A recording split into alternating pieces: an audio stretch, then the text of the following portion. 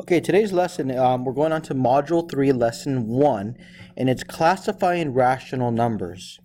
And so when we classify rational numbers, it's basically understanding how we can identify and classify the rational number.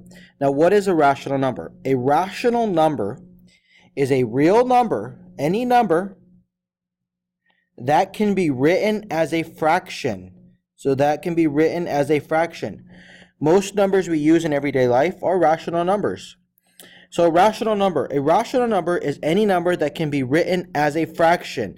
And this is just an example of a fraction where A and B are integers. Remember, A positive or negative numbers. And it cannot equal 0. So 0 will eliminate it from being a rational number. Now, we have some rational numbers and we want to convert them to a fraction. So how do we take 3 2/5 and convert that to a rational number? And so when we have 3 2/5, what we could do is, there's a strategy that I use and it's called getting mad. So what I would do is I would multiply the 3 times 5. So I'm multiplying these two numbers and I get 3 times 5 is 15. And then what I do is I'm going to add 15 and 2. So I'm going to add 15 and 2. So plus 15 plus 2 equals 17. And then I'm going to use the same denominator. I'm going to use the same exact denominator here. And so I'm going to use the same denominator. And so my denominator would be 5. So my fraction would be 17 over 5. So once again, I multiply, I add, and I use the same denominator. I multiply, I add, and I use the same denominator. Now my next value is 0.6. So 0, and this is going back to 5th grade standards, 0.6. Where is the 6th in terms of the place value? Well, that would be in the 10th spot. 10th spot. So then I'm going to go 6 over tenths, and it'd be 6 over 10. The next one, 34. Well, it's a whole number. And so whenever I have a whole number, I just put the value over 1, and so it's 34 over 1. And my last one, it's also a whole number, but it's a negative integer, and all I'm going to do is put the value over 1. So now it's your turn. I want you to convert these numbers, 2 1/3, 0.7, 34, and negative 29. I want you to convert them to the fraction form. Now remember, for this one, you're going to need to get mad, multiply, then add, and then the same denominator. So go ahead and pause your screen. All right, now that you paused your screen and you solved these problems, let's check our work. So 2 1/3, if I'm going to multiply, the 3 and the 2, and I get 6. And then I'm going to add the 6 and the 1, and so I get 7 over 3. The next one would be 7 over 10. The next one would be 34 over 1, and the last one would be negative 29 over 1. So those are my values. Those you can check your work. Now, how do we classify rational numbers? It's pretty simple how we classify rational numbers. We're going to use a Venn diagram, and the Venn diagram below shows how rational numbers, integers, and whole numbers are related. So first of all, we're going to start with what an integer is. An integer is a whole number, and a whole number would be 1, 2, 3, 4, 5, 6, 7, and so forth, or -1, -2, -3, -4. That is a whole number, and it could be positive or it could be negative. Okay, that is what a whole number is. A rational number, it includes integers and whole numbers. So when we're classifying them, We know whole numbers are going to be 1, 2, 3, 28, 35, negative 99. Those are all whole numbers. An integer is going to be a positive or negative whole number. So if you look at that, a whole number is also an integer. So we're going to have negative 97, positive 97, 3, negative 3, 27, negative 27. And a rational number are going to be integers and whole numbers, but written in, so this is going to have decimals. This is going to have fractions. This is going to have whole numbers. Negative 32, which is also negative 32 over 1. So it's going to have all of them combined. Now let's place the example here. Example 1.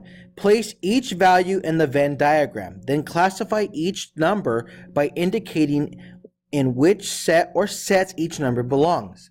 So if I look at 75, well, to me, that's a whole number. So that's going to go down in here. And so 75 belongs in the set of whole numbers. It is a whole number. It's also an integer. And it's also a rational number. So it's all three. If you notice, it is all three.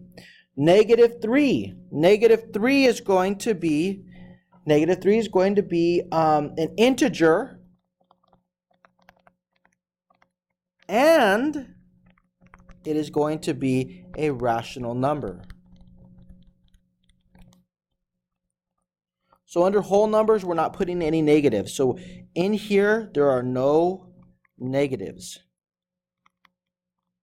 Okay, 3/4. 3/4 is going to be in the rational numbers, because remember, a rational number is any number that is a fraction, that can be a fraction. So 3/4 is just a rational number.